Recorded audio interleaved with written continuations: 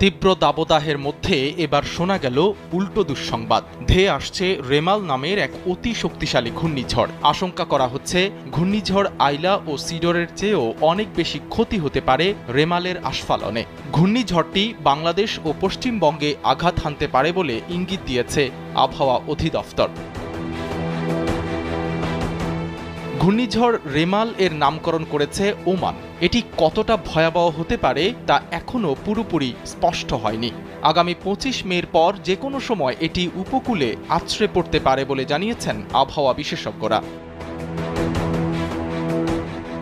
আবহাওয়া অফিস জানিয়েছে, ঘূর্ণিঝড় তৈরির জন্য সাগরের পানির তলের তাপমাত্রা ২৬.৫ ডিগ্রি সেলসিয়াস হতে হয়। কমপক্ষে ৫০ মিটার গভীরতায় এই তাপমাত্রা থাকতে হয়। বর্তমানে বঙ্গোপসাগরে এ ধরনের তাপমাত্রাই রয়েছে। সাগরের পানির তাপমাত্রা ৩০ থেকে ৩১ ডিগ্রি সেলসিয়াসের কাছাকাছি।